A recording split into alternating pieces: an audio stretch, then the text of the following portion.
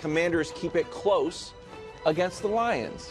It's a soft alert. I have 3 reasons. 1, when the Lions play a playoff team, they win, but it's close. Oh. If they're playing a tomato can, they beat them by 20 points. 40 of those are when they played Mac Jones. Okay. So it's going to be close since we're actually legitimately in the playoffs. Then when it's close, maybe it gets out of hand a little bit. But Jaden, when trailing, is great. Right up there with the superstar quarterbacks. And then finally, Lions last 6 games if Jaden needs to air it out. Maybe you're down by 15. Maybe you're down by, 9. I think Jaden's going to be like, we got nothing to lose here. Let me just slang this thing. Lions last 6 games, not great on defense. So, it's close. Do I think the Lions win? Of course. I'm a Lions guy. But I'm also Jaden. So you're with me. No upset. No, he's... Let's Because see. I I got close. Chiefs, Lions, Ravens, Eagles. Yeah. Yeah.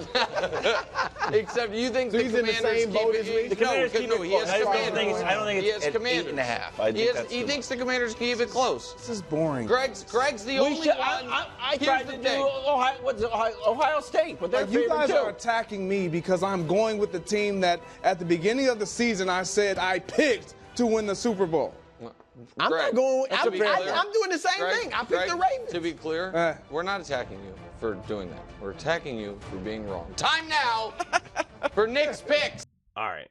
Let's jump into Nick's rebuttal of this. I'm with you, KW. What is it? Washington plus 8.5. Good, see? But Oh. I will say this was the hardest pick because I agree with the analysis that Jaden's going to be able to score and move the ball. My concern is this.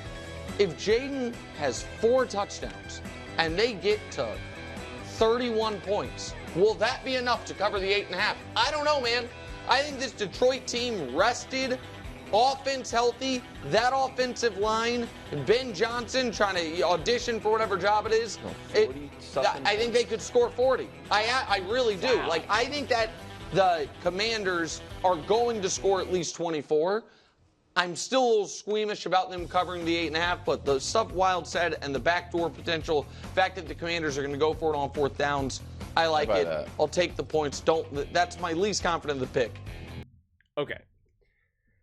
So Nick obviously believes that the Lions are gonna win this game easy. But that the Commanders can cover 8.5. Ben Johnson is going to be auditioning for a head coaching job in the playoffs at this point. Like, what? What are we talking about? Ben Johnson's trying to win this game now. He's not trying to put on a show for anyone. If you didn't want Ben Johnson before, there's nothing that he's going to show in the playoffs. And if you wanted him, there's nothing that he's going to do in the playoffs that they're going to suddenly be like, I don't know about him now. People want him. Any coaching vacancy, they want him. So he's not trying to sell himself to anyone. So like that, let's just end that right there, because that's a bunch of nonsense to me. I mean that really is. The Lions are all about business. This is the most all about business team in the NFL. So can we stop with this? Yeah, I mean this game, you really do have two camps right now with this game. People either think that the Lions are going to really win this game very easily, and that the Commanders are just going to be just unable to really keep up or compete.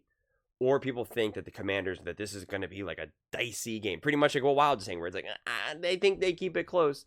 Like, it really just seems to be like that's the 2 main takes that everyone is kind of jumping in. It's either like, oh, are you kidding me? The Lions are this juggernaut. The Commanders are not.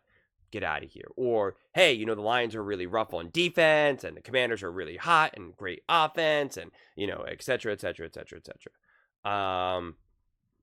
And I think it is, I'm saying interesting not because I believe in it, but an interesting take. So don't get too upset. Based on whether, the opposing team has made the playoffs first, missed the playoffs. It's just like, it makes sense that you're going to blow out the bad teams and play the good teams closer. Like, that obviously makes sense. If you're blowing out great teams, then, you know, and that obviously makes you really special. But the whole reality with this is it all depends on the quality of play.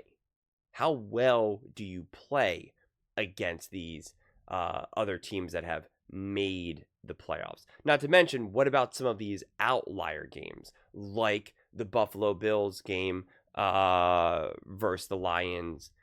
You had kind of like, you know, the one game, the one game against the Packers. I'm pretty sure the weather was weird against the Packers. I'm pretty sure it was like kind of rainy or a little bit sloppy. I could be wrong on that, but I thought it was.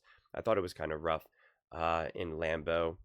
I mean, the one Vikings game was really close in the beginning, you know, earlier on in the season. That was a great competitive game. But then the next time around, the Lions completely outplayed and the Vikings were completely outmatched. So, you know, it's just like I don't think like this shows you like, aha, they only feast on the bad teams and they struggle with the good teams. Like 6-2 is hardly struggling. And I get the points, you know, per game differential, and I get it. I do. But to me, that's kind of just, it's a bit par for the course, you know, honestly.